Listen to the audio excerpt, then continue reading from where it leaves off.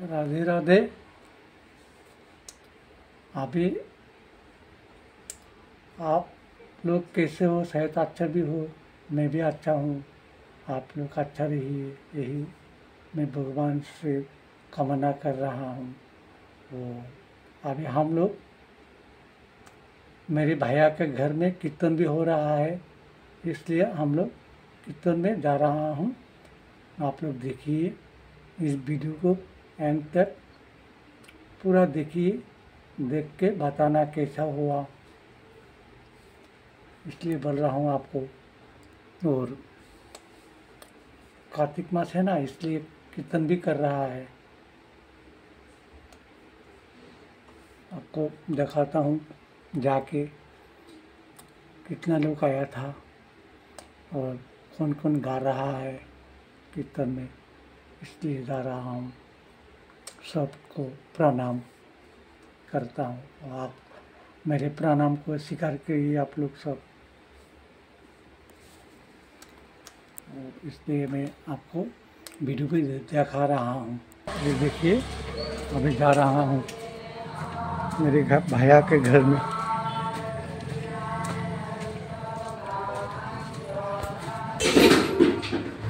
जा रहा हूँ ऊपर में, 2 ताला में कीर्तन हो रहा है।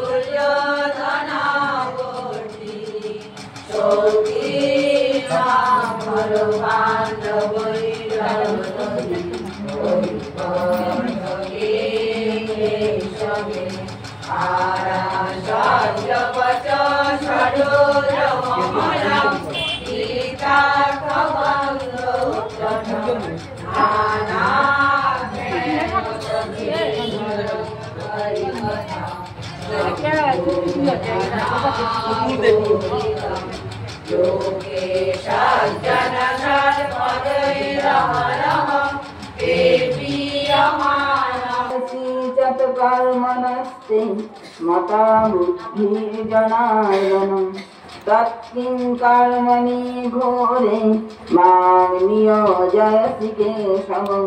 व्यामिश्रेणेव वाक्येन बुद्धिमोहायसीव मे तदेकं वद निश्चितं येन श्रेयःमाप्नुयाम्। श्रीभगवानुवाच लोके अस्मिन् विविधा निष्ठा पुरा प्रोक्ता मया नघ। ज्ञानयोगेन साङ्ख्यानां कर्मयोगेन योगिनां न कर्मणामनरम्भान् नैष्कर्म पुरुषाश्नुते न च सन्नाथनादेव सिद्धिं समधिगच्छति।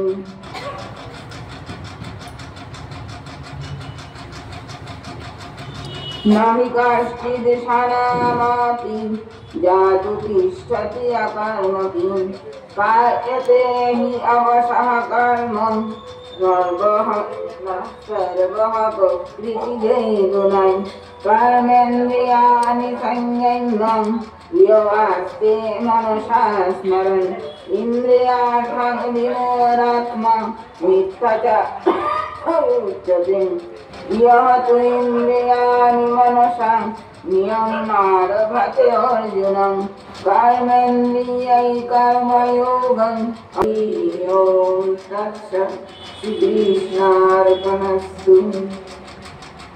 नियोजयितेशम व्यामिश्रेणेव वाक्येन बुद्धिं मोहयसीव मे तदेकं वद निश्चित्य येन श्रेयः आप्नुयाम्। দ্বিতীয় অধ্যায় শেষ ভাগে ভগবান বলছেন দূরেণ হি বরং কর্ম বুদ্ধি যোগাৎ ধনঞ্জয় বুদ্ধৌ সর্বমনিচ্ছ কৃপণা ফল হেতব। কর্ম অপেক্ষা বুদ্ধি শ্রেষ্ঠ। তখন আপনার বুদ্ধি যদি সাত্ত্বিকী হয় তাহলে কর্মটা সুন্দর হবে, আবার রজমিশ্রিত সাত্ত্বিকী হয় যদি সেই কর্ম থেকে দুঃখ উৎপন্ন হবে, সেটা শুদ্ধ সত্য হয় না। কারোর জন্য আপনি করতেই পারেন। আমি সংসারে এসেছি সবাইকে দেওয়ার জন্য, নেওয়ার জন্য না। স্বামীজি বলছেন যে তুমি এমন ভাবে কর্ম করো পৃথিবীতে যেন একটা দাগ রেখে যাও। তুমি পৃথিবীতে এসছো, ভালো কর্ম করো, তখন তুমি গেলেও মানুষ তোমার নাম করবে, তোমার কথা বলবে, আলোচনা করবে, সেটা বলছে দান। তো বুদ্ধিকে ভগবান বলছেন দূরে নাহি বরং কর্ম বুদ্ধি যোগাৎ ধনঞ্জয়। অর্জুনকে ভগবান ধনঞ্জয় বলে সম্বোধন করছেন, বলছেন যে কর্ম অপেক্ষা বুদ্ধি শ্রেষ্ঠ। বুদ্ধ শরণ, যার বুদ্ধি ঠিক নয় সে কৃপণ। এখন দেখেন আমরা সবাই দেখি কেউ পুরুষ শরীরে, আমি শরীরটা ছেড়ে যাব তখন আমি আর নারীও নই পুরুষও নই। আমি কিন্তু তখন নারীও নই পুরুষও নই, আমি একটা আত্মা। নৈষ্কর্ম সিদ্ধি কখন হবে? যখন এই তিনটা জিনিস অবলম্বন করে আমি কর্ম করতে থাকবো, তখন হবে নৈষ্কর্ম সিদ্ধি লাভ। কর্মযোগ হয়ে যাবে, সেই কর্মের দ্বারা আমি ভগবানের সঙ্গে যুক্ত হয়ে যাব। নহি কশ্চিৎ সানামপি জাত তিষ্ঠতি অকর্মতি কারতি অবসহ কর্ম সর্বঃ প্রকৃতিজৈর্গুণৈঃ। আজকে যেমন আমার শরীর ভীষণ খারাপ, গায়ে জ্বর নিয়ে এসেছি, কিন্তু আস্তে আস্তে খালি ভগবানকে বলছি অন্তত গীতাটা যেমন আমি করতে পারি, গীতা থেকে আমাকে বঞ্চিত করো না। কেউই কখনো ক্ষণকালের জন্য কর্ম না করে থাকতে পারে না, কেননা প্রকৃতির গুণে অবশ্যই আর সকলই কর্ম করিতে বাধ্য হয়। প্রকৃতি তিনটি গুণ দ্বারা আবৃত, সত্য, রজ, তম। যাদের মধ্যে সত্য গুণ বেশি আছে এরা সাত্ত্বিক কর্ম করে, সব সময় সাত্ত্বিক কর্ম করে, তার কর্মের মধ্যে সাত্ত্বিকী ভাব থাকবে। আর যার মধ্যে রজগুণের প্রাবল্য বেশি, এদের কর্মটা কি হয়? আমিত্ব থাকে, কর্তৃত্ব নাম।